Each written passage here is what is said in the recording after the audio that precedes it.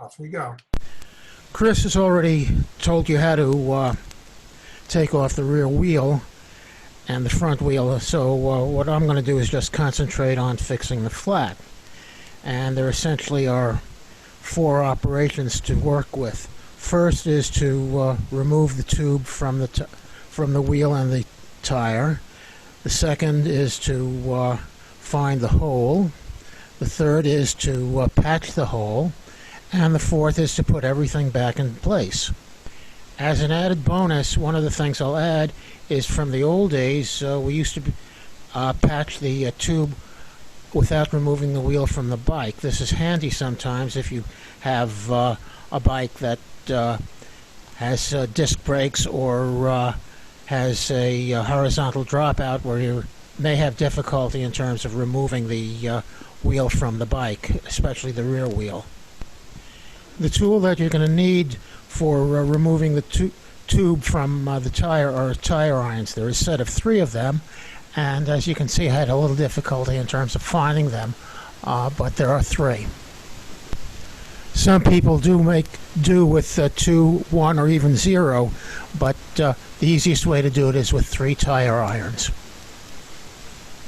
Now I'm taking the wheel and finding the valve hole and just essentially making sure that there's nothing encumbering it. Sometimes there's a nut that's holding the valve in place, and I'm just going to remove it fairly easily. Some tubes have the nut, some don't, some put it on, some don't. I prefer to put it on. When you do work, it's a very good idea to have a ground where you can see where you place things on. If you put something on grass or gravel, you'll never find it again. Alan just asked whether that nut is necessary, and I'm pointing out that it's used essentially when you're filling up the tube so that it doesn't push the valve up as I'm showing, jiggling it up and down.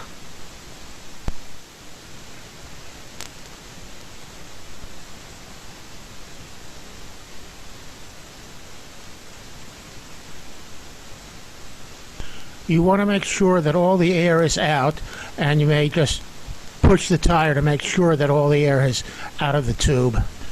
We're now going to use the first tire iron into the tire. The first thing we want to do is essentially push the tire back and make sure, because we want to use the spoon end of the tire iron, and make sure we're grabbing only the tire and not the tube. So we want to place it between the tire and tube. The other thing is we want to make sure that, at least for the first one, the tire iron is close to the spoke on the near side, because the notch that you see there, the purpose of that is to hook onto the tire iron and hold it in place once you have gotten it between the tire bead and the tube. And as you can see, it will hold it in place as you look for the second tire iron. 2 things to note before I put in the second tire iron on is, first, that I started at the side opposite the valve because it's quite easy to do it that way. It's a lot easier to do it that way. And secondly, you'll note that when I put the tire on, I lined it up with the valve, so that I always know when I match a hole exactly where the hole will be vis-a-vis the tire. Okay, now I'm going to put the second tire on close to the first one, so that it's easy to put in, or at least easier than it might be if I had a long stretch between them. And I'm also going to lock it onto the spoke. I should say that the tire irons I usually use are slightly longer, so I can hook it on either side of either spoke, but that's not the case here. So I have to be careful in terms of which spoke I'm using, which side I'm using and spoke hole using to lock the tire iron. I move over a little bit and put the third tire iron on, and when I do, you see, the one in the middle will fall down, and then I can use that to keep on going around the tire.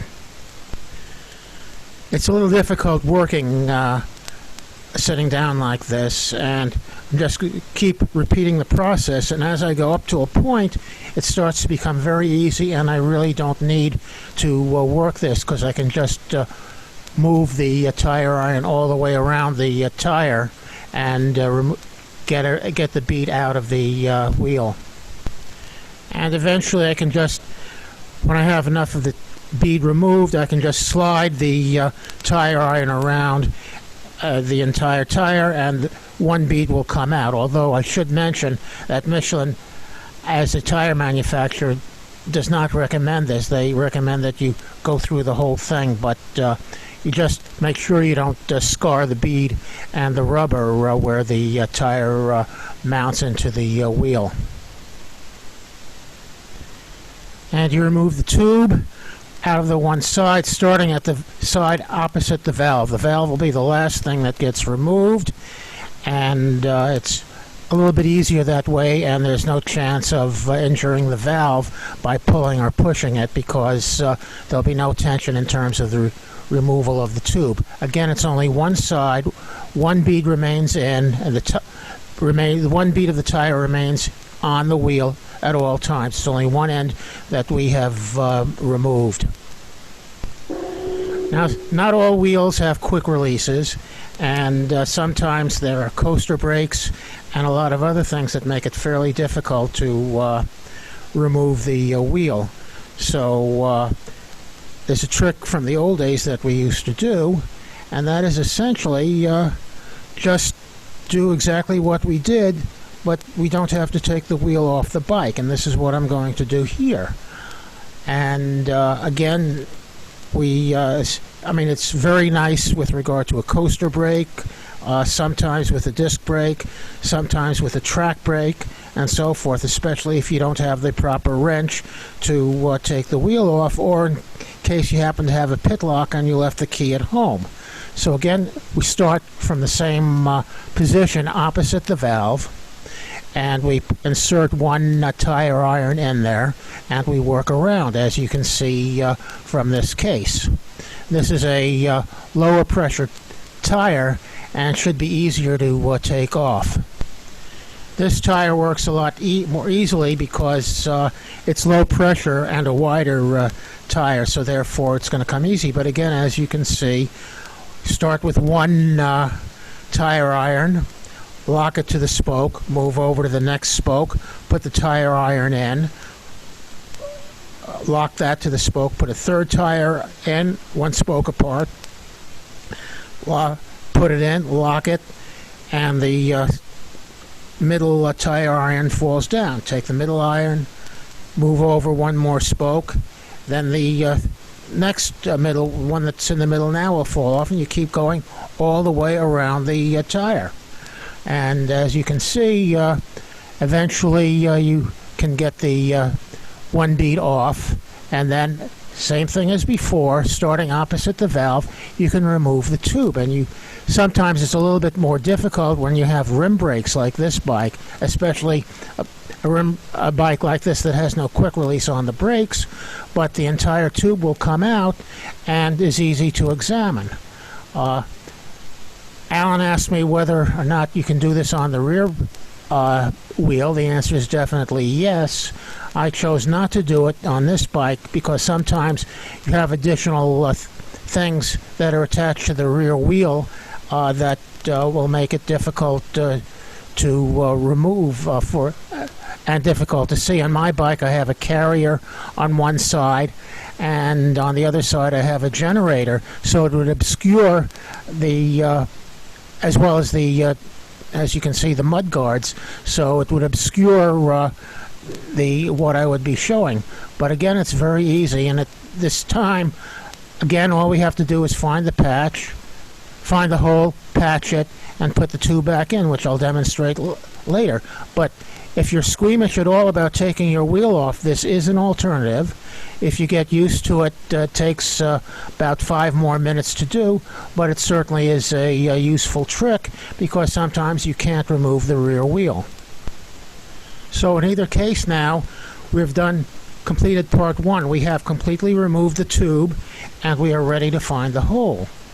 and the tube does not have to.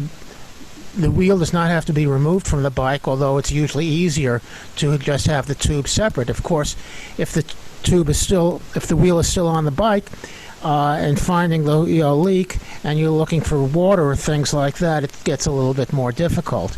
But other than that, hopefully, it's easy to find the hole, and we'll show you how that's done in a second. At this point, we have finished part 1, and we're ready to go to attack part 2, which is finding the leak. And for this, you need a pump, and the pump has to fit your type of tire.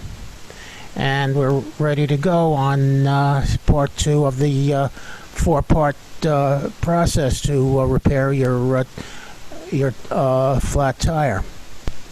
Having removed the tube, I'm now going to look around and find the 3 examples of tubes that I have that have holes in them to patch, since the wheels that I brought and the bike that I brought don't have flats. Please note, I'm putting away my tire irons because I don't need them anymore. They're never of any use, or should not be of any use once we finish taking off the tire. They're only used for taking off the tire, never for putting the tire back on. There are 3 types of valves that are in common use for bicycles, and I'm going to show them how you can recognize them by their shape and how they look. The first type of valve that you're probably most familiar with is called a Schrader valve. It looks exactly like the valve that's on a car. The valve itself, which allows air to go in only one way and holds it in, is internal. And that means that you should have a dust cap on it at all times, because it's very important. You don't want dirt to go into the valve, because it can gum up the works. Sometimes you may have to... That's the Schrader that I'm holding. Itself, internal valve, that's a problem with the Schrader valve, and they can be replaced, so they should be kept clean, and that's why you need a dust cap on a Schrader valve at all times when you're riding the bike. The second type, which many of you have, is used exclusively for bicycles, and more each time, is called a Presta valve. And unlike the Schrader valve, the valve itself is locked in place. The only thing that's holding the air in is the air pressure itself. It's pushing a valve out, and you have to lock it with a screw. And it's important to do that once it's filled up. The third type of valve, which you're unlikely to see, goes by 2 names. It's called either a Woods valve or a Dunlop valve.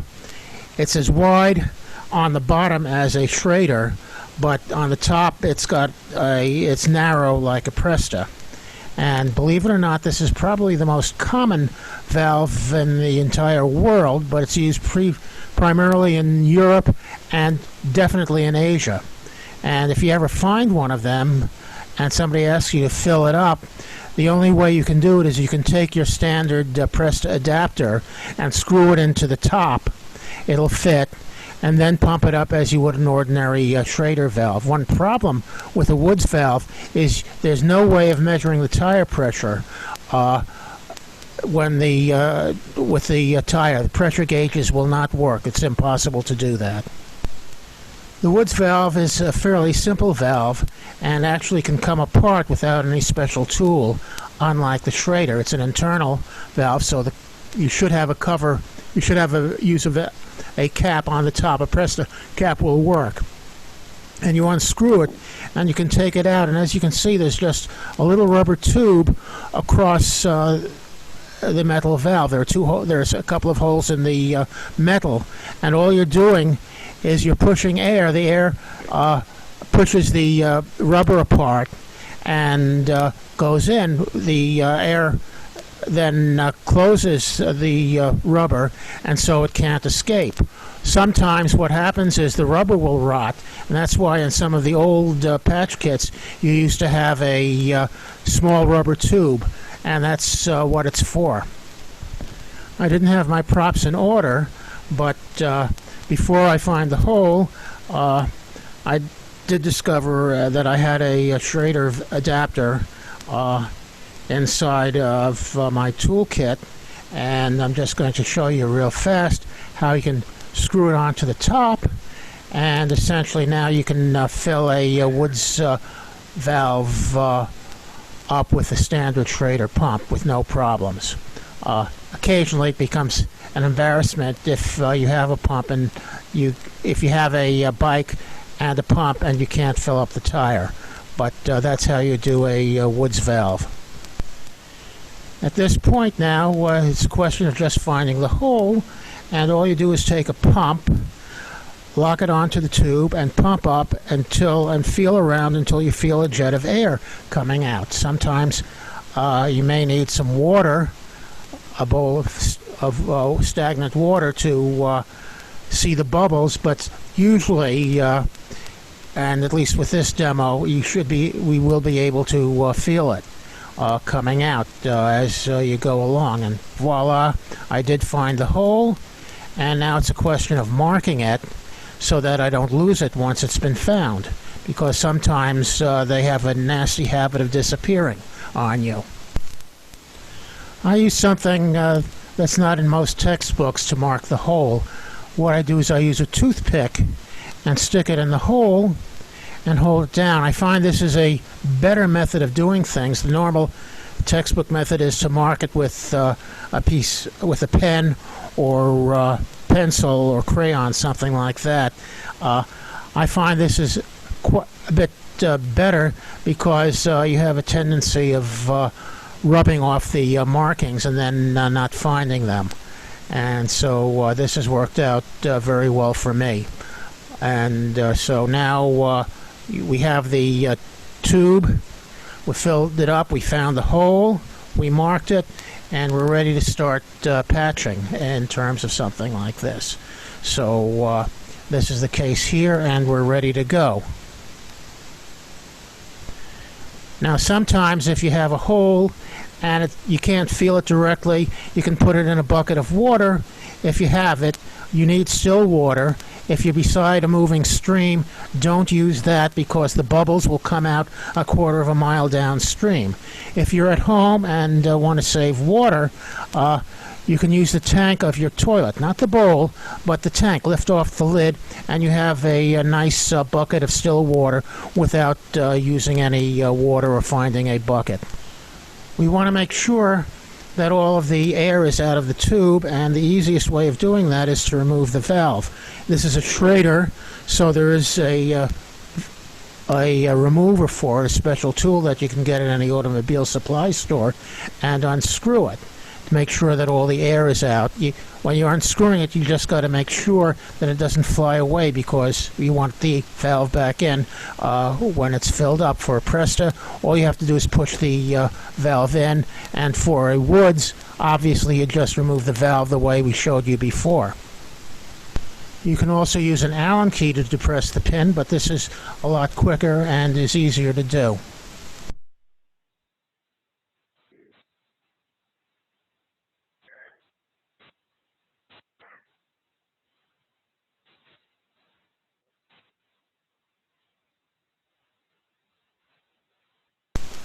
Okay, we found our drawings, and now let's go.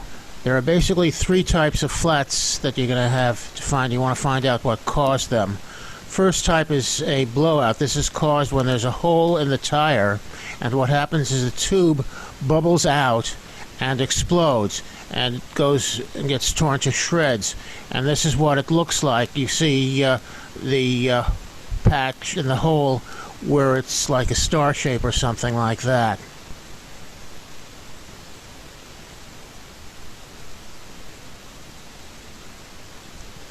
One thing to keep in mind, if you do have a blowout like that, you also have to worry about the hole in the tire, and you have to put in something that's called a boot, and you can purchase them. Park makes one that will show you, and it's fairly simple. What you do is essentially it's non-stretchable and covers, and you essentially patch the tube, and these boots cost approximately about $2.50 each, and they're extremely handy to have. Otherwise, when you put the tire back in, all it will do is explode again.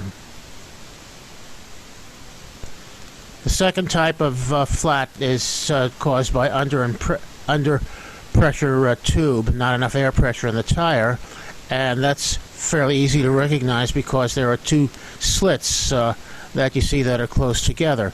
These are a bit more difficult to patch. Sometimes you may have to put one patch on top of the other, but it has the advantage that once it's patched, you really don't have to look for anything in the tire because the tire didn't cause it. All you have to do is inflate the tube to the proper pressure.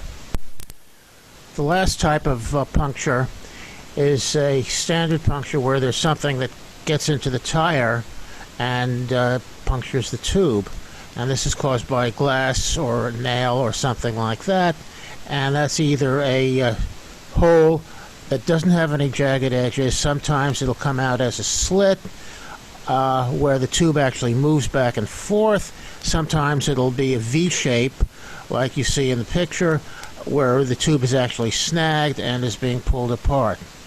Once you patch the tube and put it back, before you put it back in, you've got to examine the tire to see if that nail or the piece of glass was still on the tire, and you've got to remove that before you can start moving. Now, one handy thing about keeping the tire in place or knowing that the label lines up with the valve is you don't have to search the entire tire in order to find that piece of glass or nail, because it's going to line up to where the patch is, and that's a fairly handy thing to do. It saves a lot of time once you've patched the tube. I'm pretty particular about the type of patch I use, and I found that the best patch around are made by Rima, called the Rima Tip Top patches. Rima is a German company. They don't make bicycle parts. They make repair parts for all sorts of tires, from bicycle tires up through truck tires and beyond. And the product that they have comes in a green plastic box with a red and white label, and it's Rima Tip Top. Unfortunately, many bike shops don't stock them because they make patches only, and so therefore they will take it easy and go with a company that makes a whole slew of things. But this is what the box looks like. It's green plastic. It comes in several sizes, and the label is red and white in half, and just looking at the camera, it's Rima Tip Top is what the name of the patch is.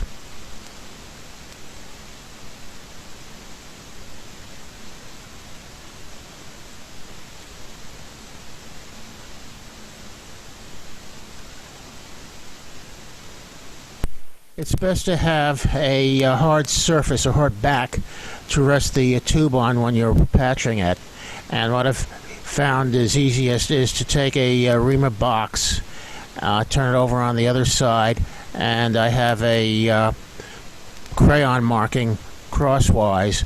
And then what I do is I take the Rima patch and simply the Rima tube essentially and center it so that the hole is in the center crosswise, and the hole lines up with the crayon mark that I've just put in, so it's nicely centered. And now what I'm going to do is look for a clamp to hold it in place so it doesn't move. The clamp prevents the tube from moving and locks it in place. Otherwise I'd need 3 hands to work on this, and this is a one-person operation. I find this better than using the marking the tube, because I'll rub out the markings and then you have difficulty trying to find where the flat is sometimes. At this point I can remove the toothpick. It served its purpose, and we can start actually patching the tube. The hole is not going to move because it's clamped in place, and we're ready to go. At this point I'm going to take out the 2 implements that I'm going to need for the next operation, the sandpaper and the glue. And note, You should not mix and match the glues on the patch kit, because there are chemicals that react with one another, and there's no such thing as a generic. I'm using the Rima glue that comes with the patch kit. There are two basic reasons for sanding. The first is, in the manufacture of the tube, they put a chemical on the tube so that it'll come out of the mold. However, that prevents anything from adhering to the rubber, so you want to remove the layer of what's called mold release, and you do that with sandpaper. The other reason for sanding is that sometimes in the manufacture there'll be ridges on the tube, and you want to make everything flat. I use a piece of gritty sandpaper because I've long ago worn out the sandpaper that came with the kit. Any coarse grade sandpaper will work, and just go to it and essentially sand. There's a rule of thumb. You want to have the patch to be bigger than what the hole is. You want to have the glued area bigger than what the patch is, and you want to have the sanded area bigger than what the glue area is. And essentially so the sanding area is the biggest part that we're going to do. I'm sanding quite vigorously, but I'm making sure that I don't enlarge the hole. If I had that V-shape thing, I'd be sanding in only one direction. Taking out a lot of rubber, and the way to clean the rubber off is I take a piece of emery cloth, which is fine grit, and use that to sand, which essentially means I'm taking off any of the rubber and leaving a nice smooth surface. I'm then checking to make sure that the surface is nice and flat, and it looks like it did leave some of the ridge in place there, so I'm just going to go back and sand over that to make sure that everything is flat, so I have a nice flat surface for the patch to adhere to.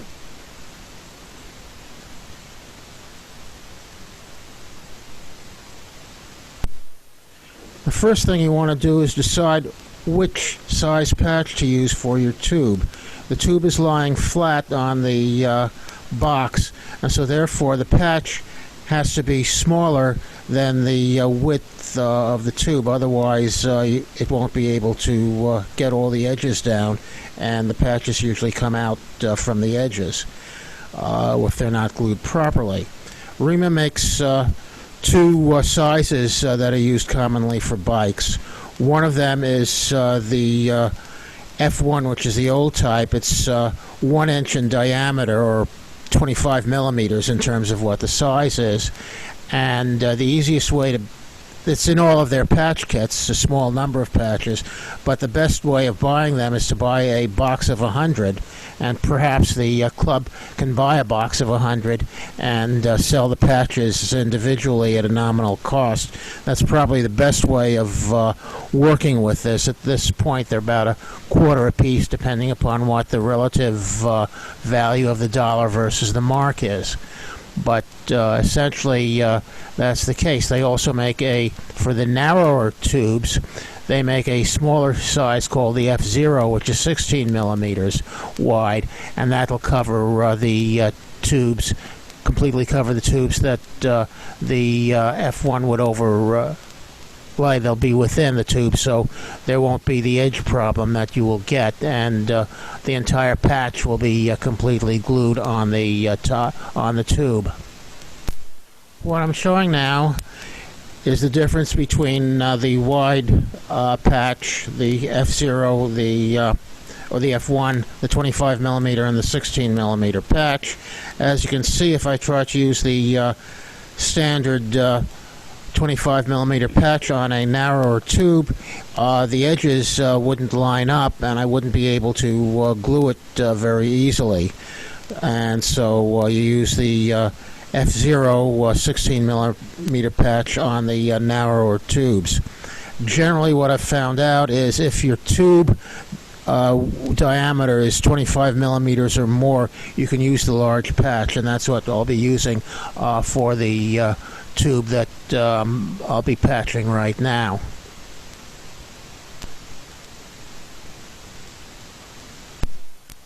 Here's an instance where I didn't set things up properly. There's a slit in the patch which you can sort of accentuate. Some patches don't come with it, and due to manufacturing problem, I searched around. Maybe there was another patch that would work, but that's not the case. It becomes obvious if you take a look at the Rima video that's on the web, the German one, how to take care of it, and there'll be a workaround later on in the video. At this point now, we're going to skip this point, come back to it later, and start with applying the vulcanizing fluid, or glue as it's commonly called, because the trick is to use as little as possible, and I'll show how the technique that I use to avoid putting too much on.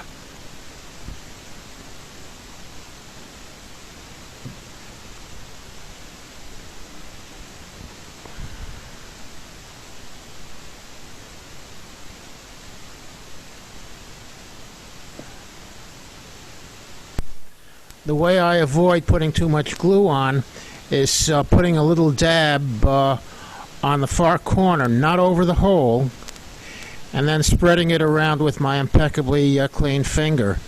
And this way it's as thin as possible and will dry quickly. And if I did put too much on, it's where I put the dab on, which is not going to interfere with the patch. And if I put too little on, I can put another dab in the other corner and spread it around. The point is, I'm spreading it all over the area, including over the where the hole is, but essentially I want to have a nice thin layer that will then dry, because the glue has to be dry in order for it to work. And so just spread it out and have a nice thin layer, and generally less is better than more.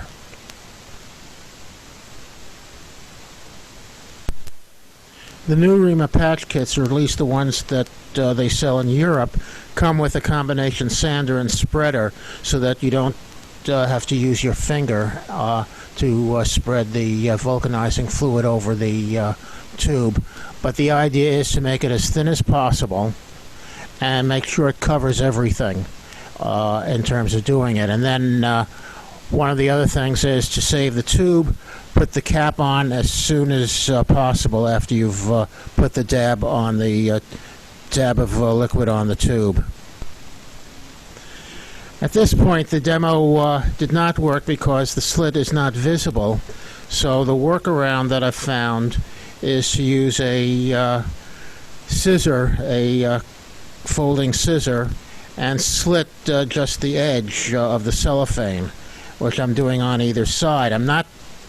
There's a bit of overlay of the cellophane that doesn't contain the patch. I'm just putting a little slit on either side, opposite ends, so that I'll be able to slit the cellophane later on in terms of that.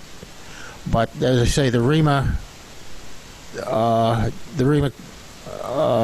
film, Rima video does show that in detail, and everything's fine. Unfortunately, neither the picture that I made there nor the actual patch that I was using did the slit work. And as I say, the workaround is just to use a scissor and snip a little edge off on either side as a starter to get it going.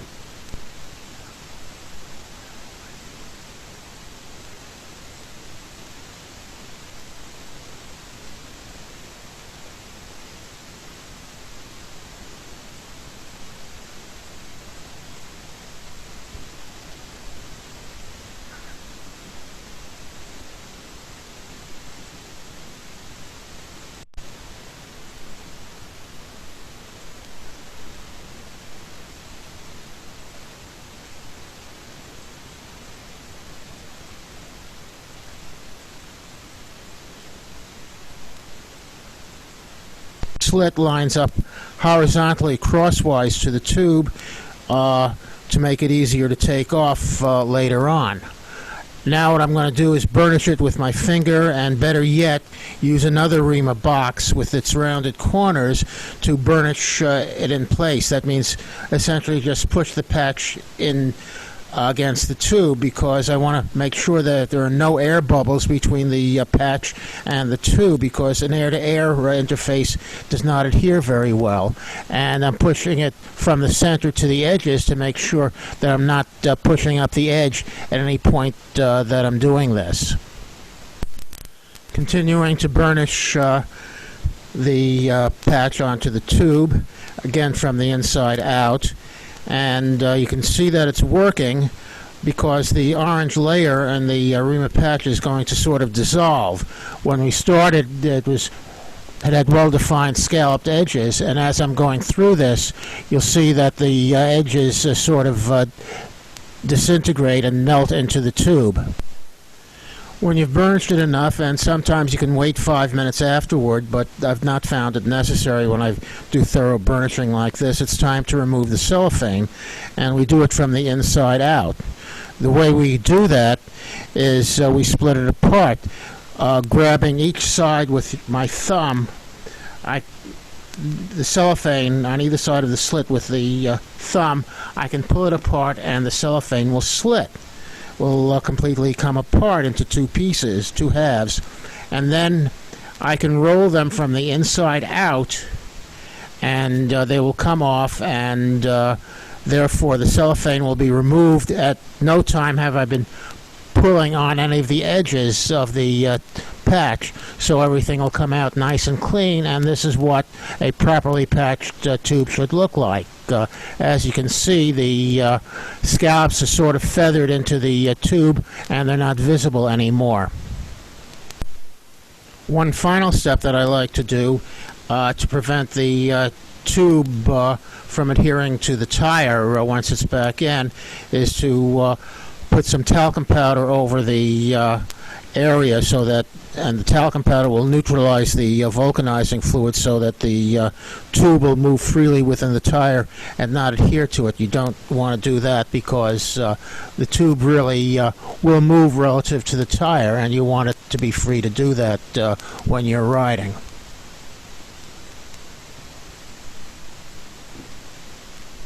In the old days, some of the patch kits actually came with a little thimble of talcum, but those days are long gone.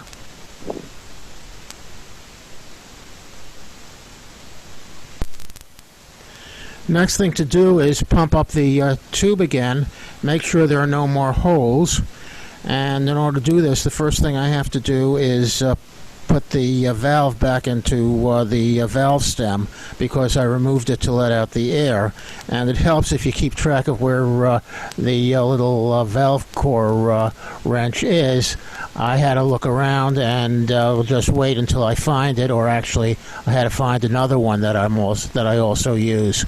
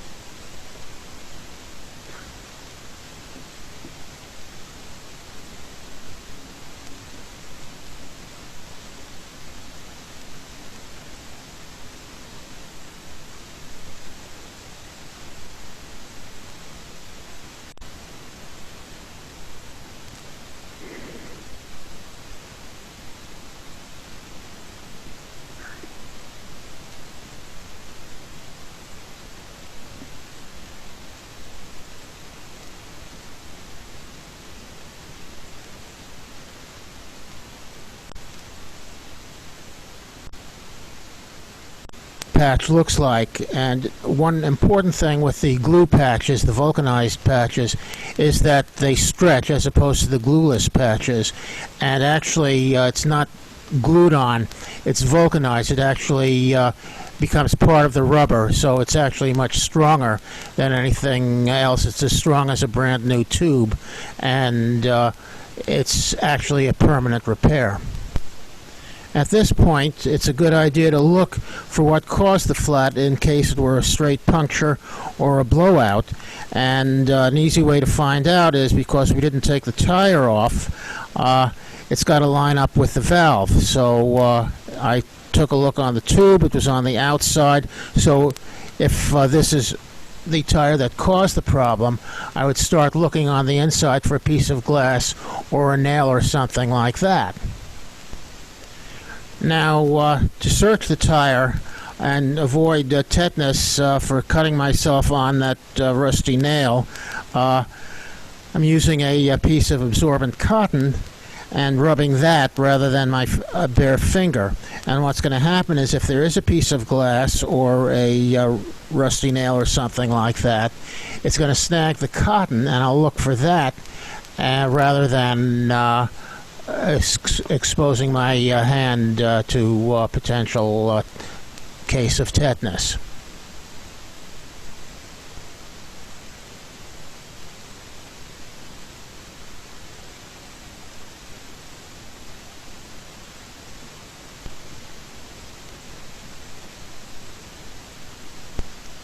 The point is, if you do find that piece of glass, it'll be very small, and you want to remove it. Usually you can pull it off from the outside of the tire with a plier or a small screwdriver. One of the things I did find was this little tube, which comes in the old patch kits. This is actually the valve for a Woods valve that I mentioned earlier today.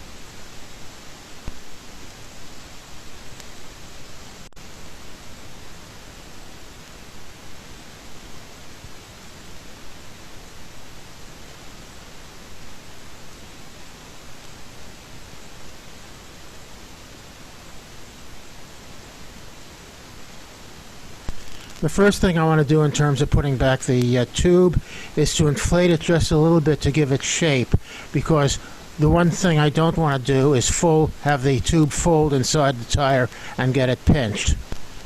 The next thing to do is to prepare yourself. I put on some gloves because I'm going to need the leverage that they provide, because this should be done by hand or with a special tool, which I'll have to use.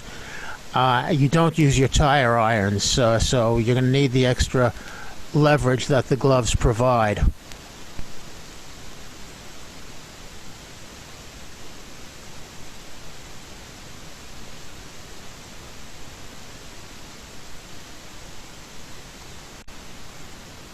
Back over so that's on the outside. And then what I'm going to do is first stuff the tube into the tire, the deepest part possible, and then essentially push it over so that the tube lies between the two flanges of the wheel and does not lie on the outside. If sometimes you find out it's a little bit too big and you're getting holes, it means you put in too much air, and just remove a little bit air and the tube will compress, and so that it should fit nice and snug without any folds or anything else between the two flanges of the wheel. And this gives you plenty of room to put the other bead back on without doing without pinching the tube.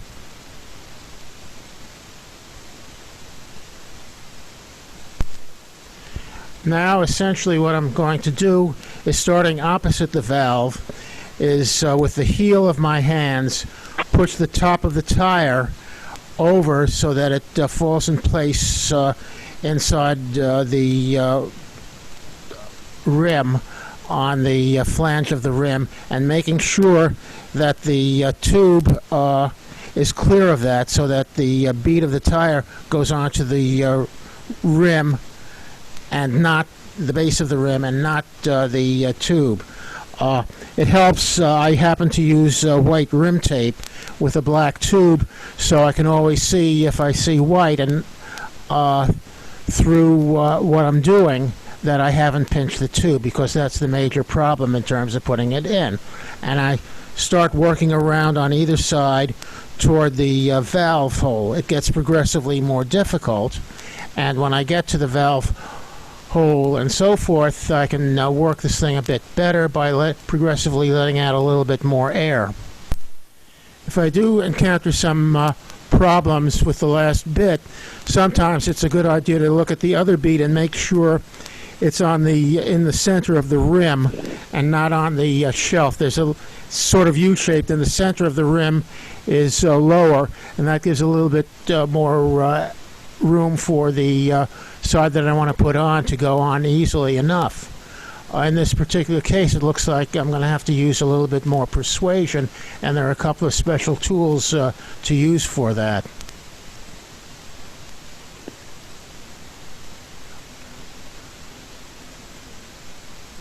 No longer have any distributors in this country. And essentially what it does is one piece of the wishbone goes on the opposite flange, and the hook pulls up the bead over and allows you to move it. It just gives you a little bit more leverage. In this particular case, since I'm using a brand new rim, a brand new tire,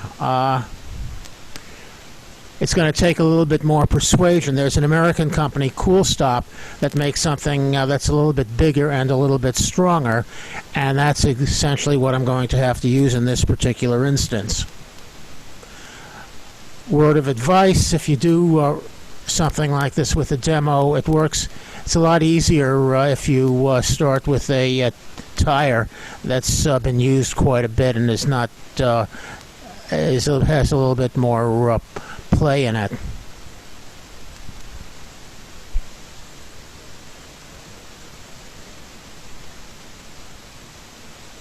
Steve, while there's a little gap there, can you hear me? There was a question. I'll pause if your voice comes back.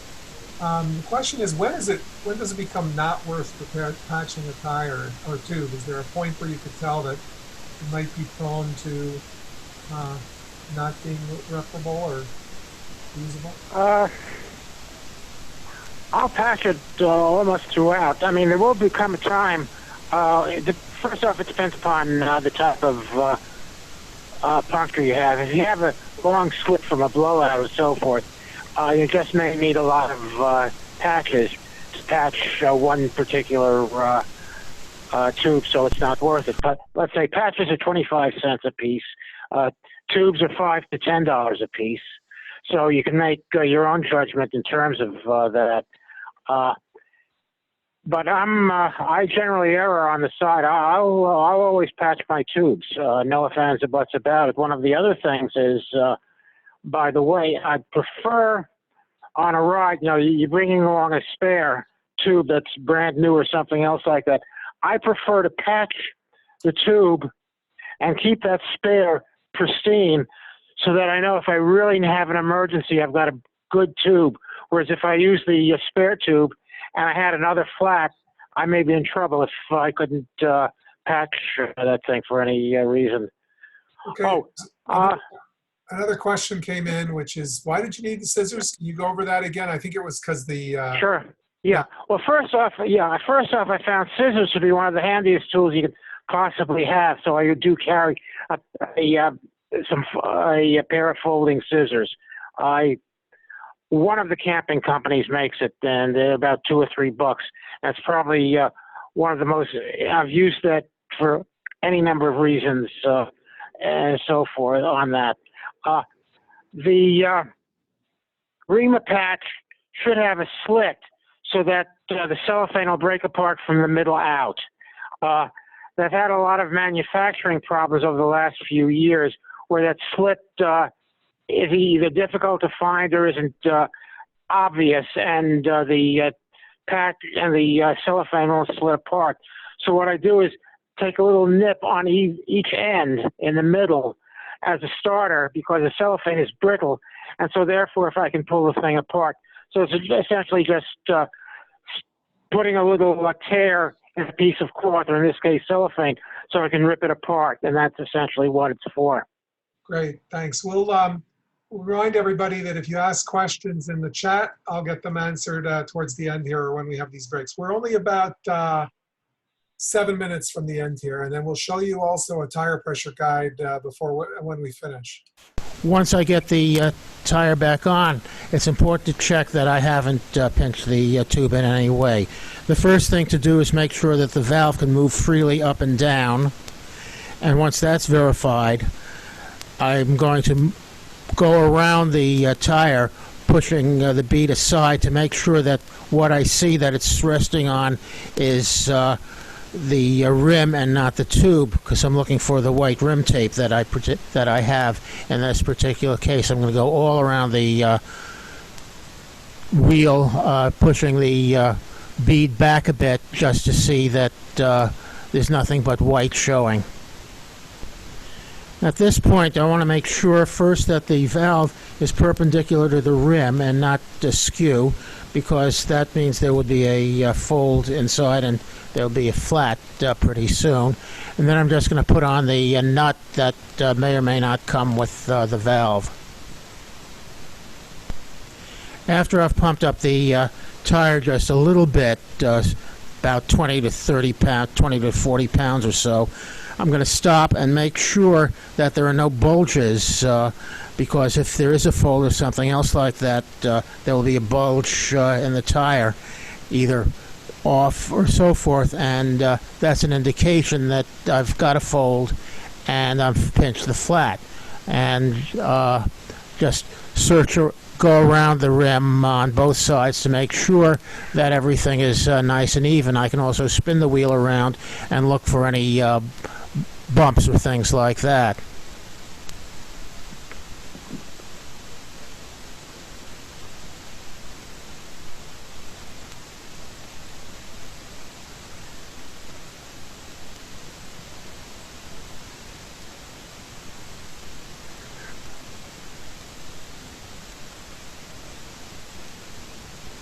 No, I began when I Now put I can the proceed to fill it up to full pressure.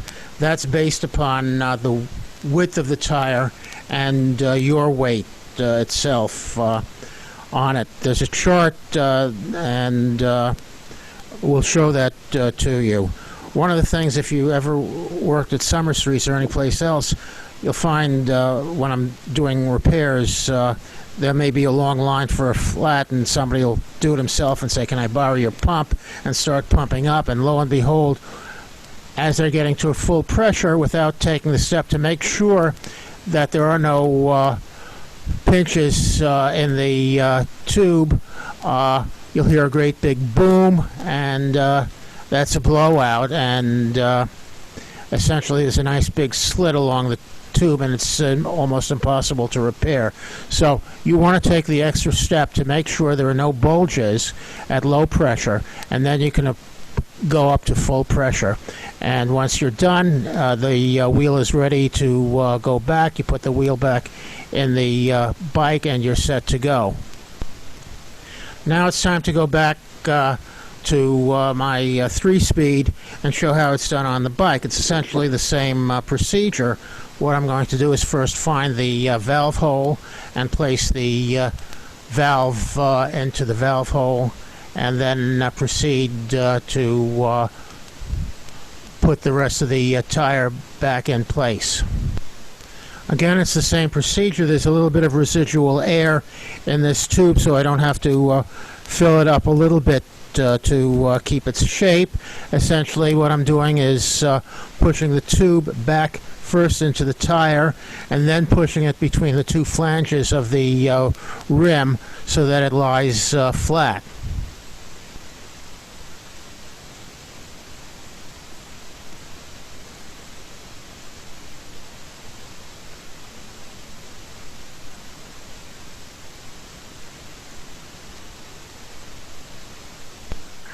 Again, starting opposite the valve and using the heel of our hands, we push the top of the tire into the flange so that the bead falls in place and onto the rim and not onto the tube, and we just go around and work toward the valve. As we get toward the valve, it gets progressively harder, although because this is a bigger tire and a lower pressure tire, it's going to be a lot easier than the high pressure tire that I used on my road bike. And in this particular case, again, I'm going to let out a little bit of air as I get toward the valve, push the valve up, and try again, and in this particular case it goes in fairly easy.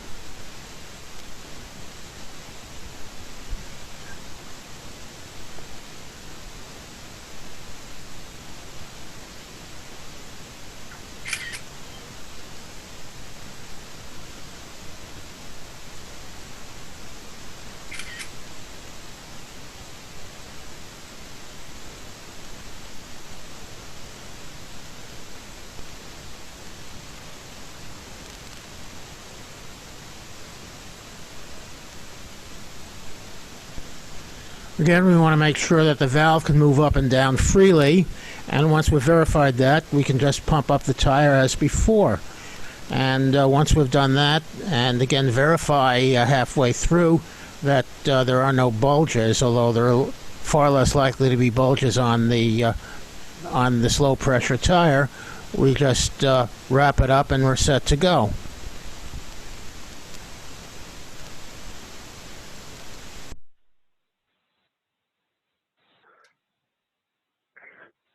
All right, I think that Okay, that yeah. is it. Did we have any more questions? So there's a question here. Yeah, that was- Well, I got to read it because not everybody can. Oh, so everybody can see it. But so the press to Schrader adapter will allow me to top up the air pressure at a gas station. My mini pump does not allow me to reach full air pressure. Okay, let me answer that real thoroughly. First, gas station pumps put a really large volume of air in, and then they measure the pressure. A large volume of air in, and then measure the pressure. Generally speaking, on that first big gulp of air that they put in, you'll blow the tire, basically because a bike tire has is so much smaller. What you want to do, if you are going to use a gas station pump, is put the pump in. Yes, the Schrader, the press to the Schrader adapter will allow you to use it. Push it on, take it off immediately, on and off, just on and off, on off, on off, on off, without waiting, so that you get very little air with each stroke that you're putting in, and that's the way to use a gas station pump. Ken Coughlin had another question earlier that I saw, namely, I start opposite the valve. Some people start at the valve. The important, when you're putting the tire back in,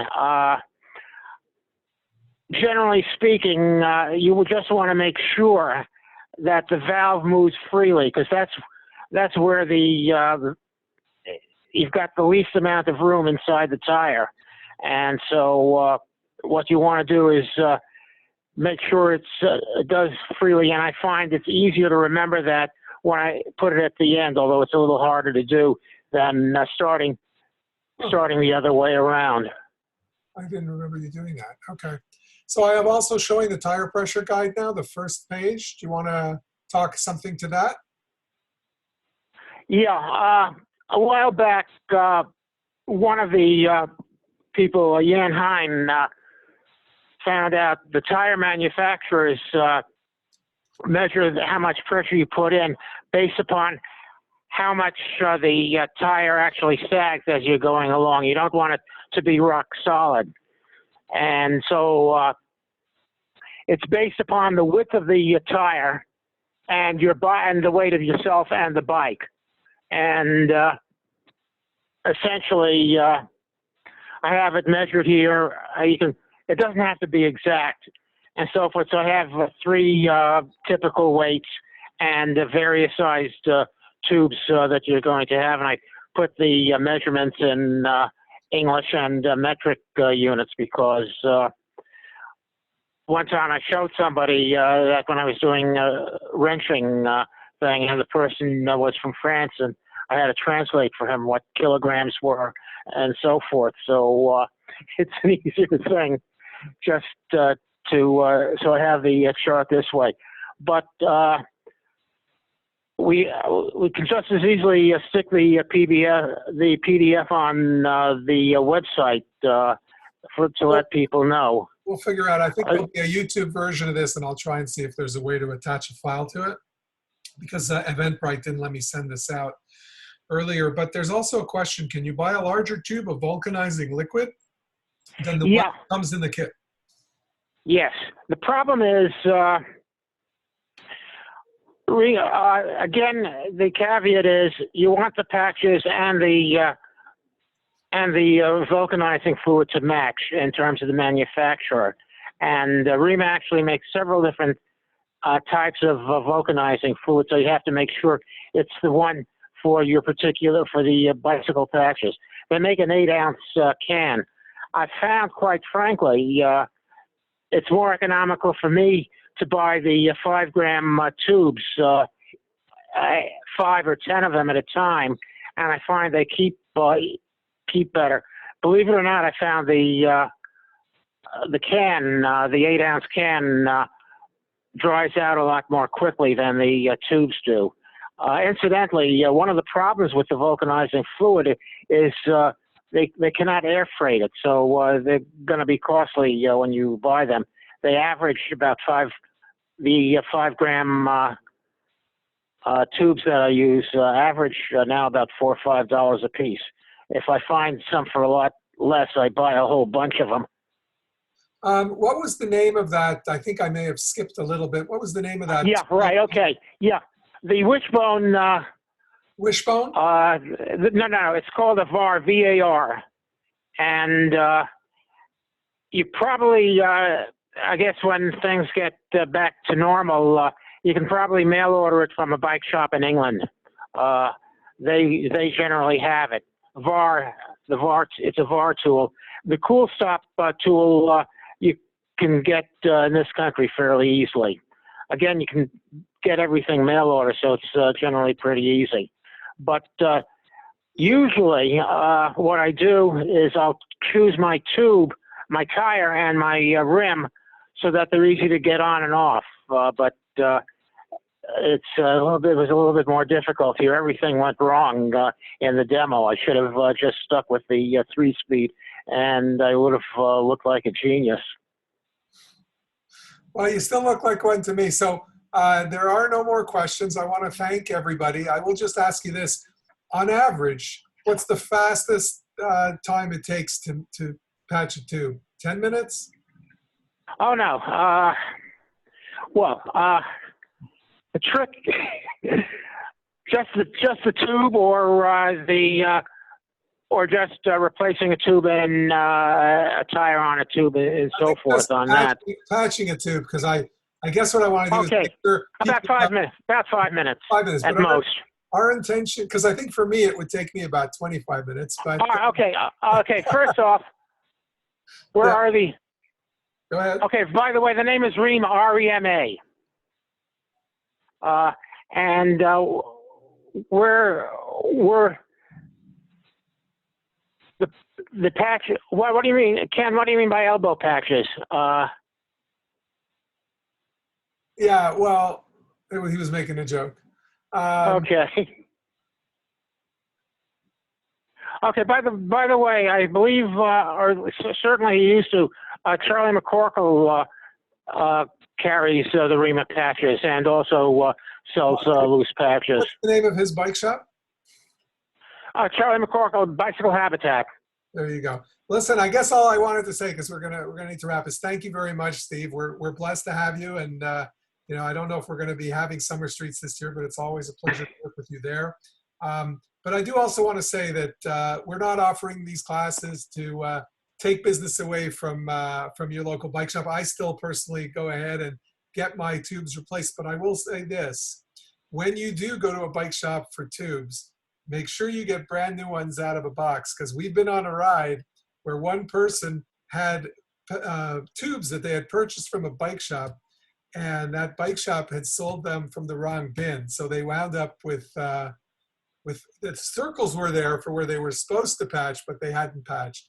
So with that, I thank you for your attention. We'll come up with another interesting topic for next week. To remind you, we have Ed Sobin doing the second of his trip movies this coming Friday night. If you missed it, on the website, you can find the first one. We also just announced that on May 3rd, on Sunday, May 3rd, we're going to do Remembering David Schlichting, who was killed in a tragic car accident last year and was one of the founders of the bike tour.